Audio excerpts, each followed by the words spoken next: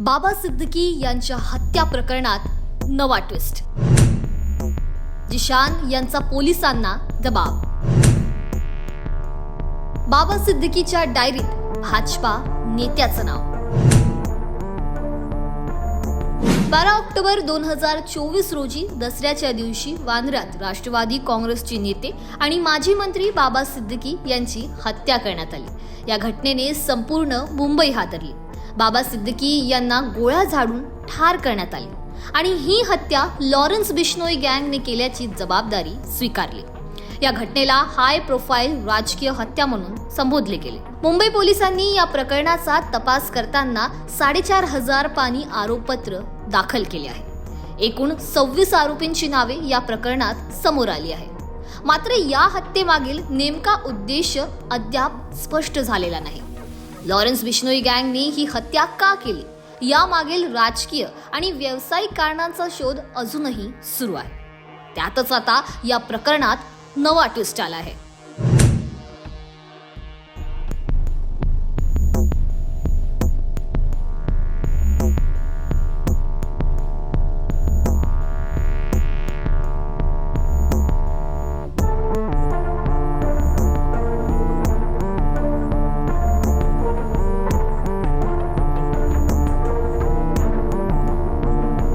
या हत्याच्या तपासादरम्यान बाबा सिद्दीकी यांच्या मुलाचा आणि तत्कालीन आमदार जिशान सिद्दीकी यांचा जबाब नोंदवण्यात आला.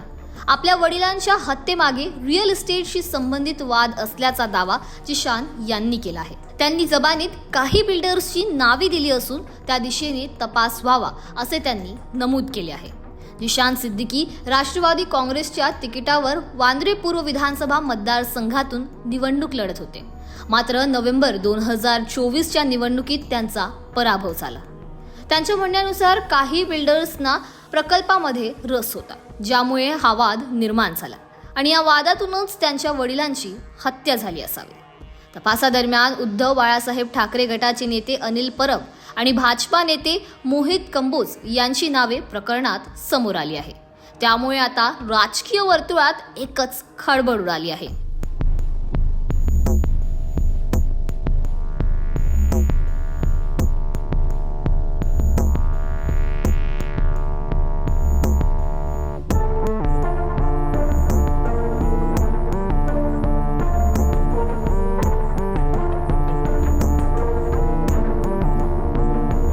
बाबा सिद्दीकी डायरी लिहायचे आणि त्यांच्या डायरीतूनही काही महत्त्वाचे खुलासे झाले आहेत.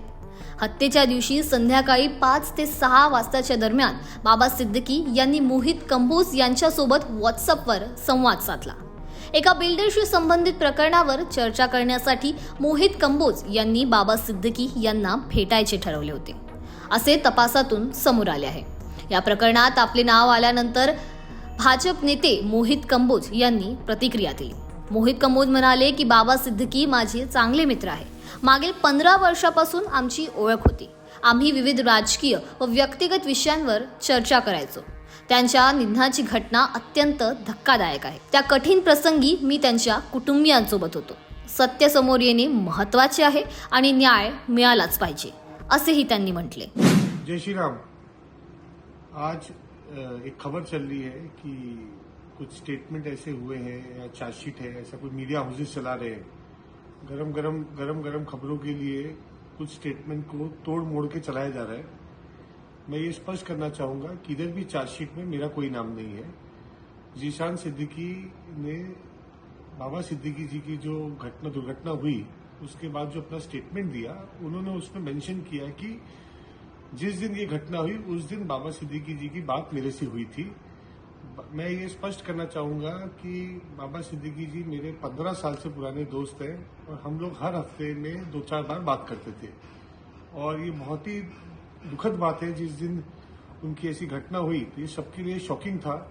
और शाम को उनकी मेरी आपस में बातचीत हुई और हम लोग ऐसे पॉलिटिकल नॉन पॉलिटिकल बैंड्रा में होने के कारण, मैं भी 15 साल से बैंड्रा में रहता हूँ, वो भी बैंड्रा के थे, तो एक हमारे बहुत ही मधुर संबंध थे. और साथ ही साथ वो एनडीए के हिस्सा भी थे, अजीत दादा पवार साहब की पार्टी के नेता थे, और उस कारण से कई पॉलिटिकल मुद्दों पे हमारी रोज चर्चा आपस में होती थी. तो जिस हिसाब से जिशान जी का स्टेटमेंट को घुमा फिरा के कुछ मीडिया हाउसेस बताना चाह रहे हैं, तो मैं ऐसी छोटी रिपोर्टिंग के लिए ऐसी निंदा करता हूं और साथ ही साथ मैं बताना चाहूंगा कि इसके अंदर जो घटना हुई, बाबा सिद्दीकी जी का जो मर्डर हुआ, इसकी सच्चाई बाहर आनी चाहिए और सख्त से सख्त सजा आरोपियों को मिलनी चाहिए और मुंबई पुलिस को इसके पीछे की सच्चाई क्या है, क्या इसका एंगल है, ये लोगों के सामने सच जल्द से जल्द लाना चाहिए. धन्यवाद. बाबा सिद्दीकी हत्या प्रकरणाने महाराष्ट्रातील राजकीय वर्तुळात खळबळ उडाली आहे. अनिल परब व मोहित कंबोज यांची नावे समोर आल्याने राजकीय आरोप प्रत्यारोपांना उधाण आले आहे.